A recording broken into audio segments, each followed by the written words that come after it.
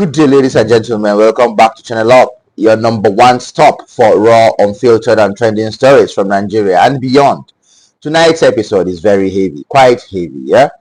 Two different updates that carry deep emotions and disturbing revelations. One of a young Nigerian lady trafficked out of the country crying for help from Libya, and another, a fresh twist on the never ending saga of late singer Mohbad. But let's start with the first update because it's not just a story, it is a cry for survival, it is a cry for help, it is a plea to save from frustration and pandemonium.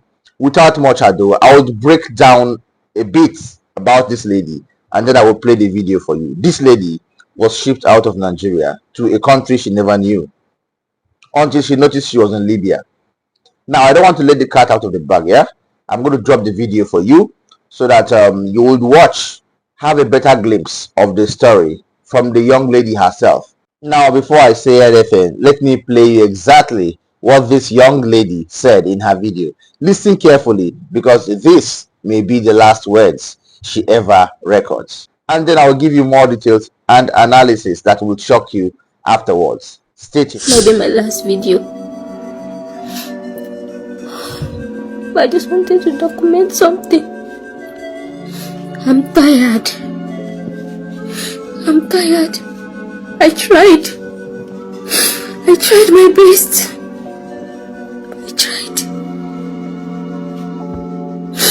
Victor, my younger brother, I don't wish to leave you. But I can't cope anymore. Mo ti gbìyànjú.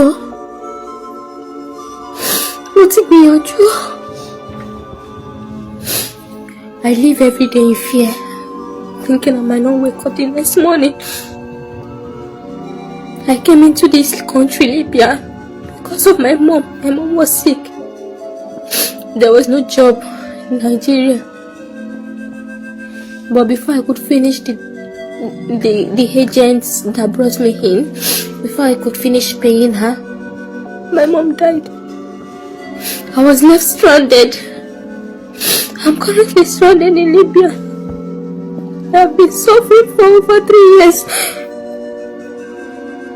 My brother is also in Nigeria alone, suffering. Not that we don't have any family members from my mom's side, but they choose not to care. If I die this way, I still praise God. I lived this long because of my brother, but I don't think I can anymore. I was beaten today by my boss.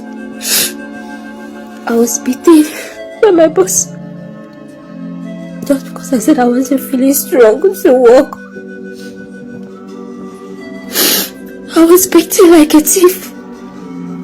I was beaten like a murderer. I'm not a thief. I tried. If this video ever gets out, I don't want people to judge me.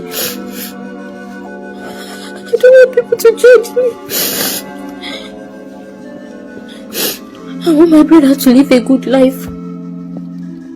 The boy has suffered. Victor, I'm not selfish. I want you to know, after God, you are the only one I love the most. This is what life brought me to.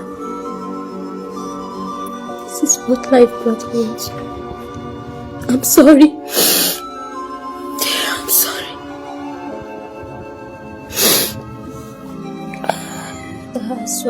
I beg you in God's name. I beg you with the God you are serving. I don't want to die. Please, sir, Swagomoluabi, help me beg Mrs. Abike Dabira. I really need to go back to Nigeria. I don't want to die in this country. I'm tired. I just want to come back home and start my life afresh. I want my brother to see me hale and healthy. I'm sick inside. I'm tired already. Please, sir, Swagomoluabi, I beg you, help me beg Mrs. Abike Dabira. I would be grateful. I would be grateful. I beg you. Thank you, thank you. I'm tired. Since the main reason of me being in this country is no more. At least, even if I want to die, I should come and die in Nigeria. Thank you, sir. If I could get like 700,000 naira, I will be able to find my way back home. I'll be able to sneak out of this place and find my way back to Nigeria. The flight fee is about 700,000 naira. Welcome back. This is heartbreaking, right? A Nigerian sister stranded in Libya for over 3 years, brutalized by her boss, and she's here just begging for 700,000 naira to return home. Now, notice something from her words. Let's take the analysis straight. She didn't even want pity for herself. She spoke of her younger brother Victor, the one she doesn't want to abandon. That shows us this is not just about survival, it's about family and sacrifice. She mentioned her boss's name, one Mr. Abdul, that is a concrete lead for authorities. It's supposed to be a concrete lead for authorities if they really want to intervene. She directly appeals to Honorable Abike Dabiri, the head of Nigerians in Diaspora Commission. This means she's aware of official channels, but clearly those channels are not reaching her fast enough. And here is the thing. This is not the first story like this, and this particular is not an isolated story. Nigeria's trafficking network to Libya is a long-standing nightmare. Hundreds of women are still trapped in similar conditions. Her plea for 700,000 naira may sound like a small amount, but for someone in her condition, it is a mountain she cannot climb alone. For everyone listening right now, this is not just another viral video. It is a documented cry for help. And if you check her words carefully, she's already giving details, her boss's name, her location, and even authorities to tag. That's more than enough for the government and non-governmental organizations to act swiftly. We will keep monitoring this story as time goes on and as it unfolds gradually. And if updates come up in on her rescue, you will hear it first here on Channel Up. So keep yourself tight, and then always make sure that you keep up to Channel Up for more updates like this. Now, from one heartbreaking story, we move into another, one that has continued to stir controversy for months and months after the passing of Mohbad. The story of Ile Oruwa Oladimeji Aloba, popularly known as Mohbad. Now, just when you think the dust is settling, new claims, new photos, new angles keep surfacing, and new evidences keep pointing at one thing. At this time, the fresh updates didn't come from mainstream outlets. It came from a Facebook page that has consistently followed the Mohbad's case. This page is called Yafina Beni. Let me read out exactly what was posted on this page, word for word. Remember, all of this is still alleged and yet to be confirmed. But because these people have been very, very on point with the Mohbad case, I felt to share with you because this particular information is very, very shocking. Now, the post reads, this was Mohbad and his pregnant supposed wife to be in UK. Mohbad had already told his father before he rested in peace. It was because of this pregnant babe that made Wumi to go to that show with Liam that night. Cause Mohbad invited the lady. Mohbad declined the lady coming that night just because Wumi insisted she would follow Mohbad to the show. Wumi knew this through their chats and calls. Don't forget, Wumi and Mohbad use the same iCloud. Okay, yeah, of course, they use the same iCloud. So reading further, still on the same post, the next one says, this was in the UK, August 2023. This is Mohbad with an unknown pregnant lady.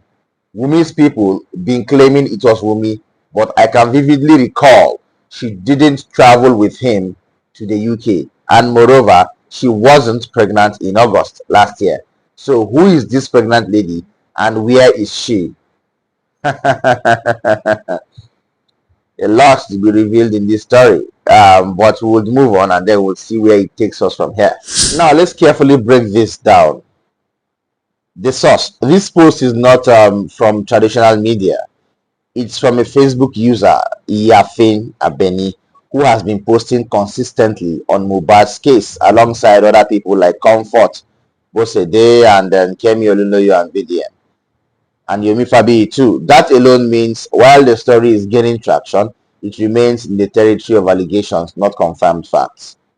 Okay, but the claim is that Mohbad had a pregnant partner in the UK around August 2023. If you followed my last update, you would follow up and see that I dropped this about this pregnant woman first of all in my last update, and now I have a confirmation. Someone other than Wumi, and that is like supposed relationship was part of the tension between him and his wife. Because with what we're hearing, this secret pregnant woman was actually the issue, one of the issues.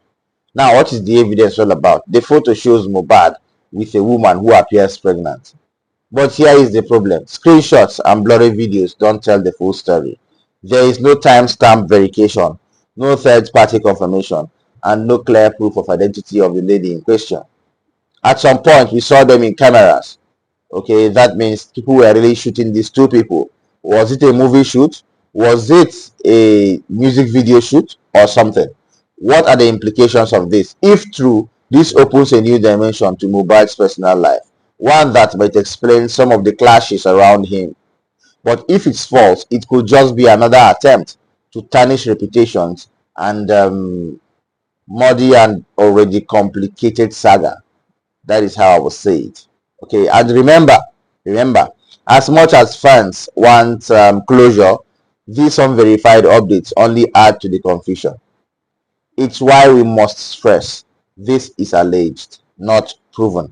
So I think we'll keep our fingers crossed on this Mohbad issue and see where it can actually take us. Because if we don't get very careful, we might end up falling in a ditch that we may not be able to explain. Then there will be lots of evidences everywhere with no lead. So today we've looked at two different but equally troubling updates. A young woman stranded in Libya begging to come home, and a controversial new angle in Mohbad's tragic saga. Both stories show us something about our society, how easily lives can be lost in silence, and how difficult it is to separate truth from rumor in the age of social media. But here is my opinion. Until authorities take trafficking cases very seriously, and until Mohbad's case is treated with transparency, Nigeria will keep recycling tragedies online and offline. The question is this: how many more will it take before real action is taken? This is the real question. You've been listening to Channel Up, where we break down trending news with clarity and content. If you found value in this episode, make sure you like, share, and subscribe. Drop your thoughts in the comment section. And what do you believe about these two updates? Until next time, stay aware, stay informed. See you. Bye.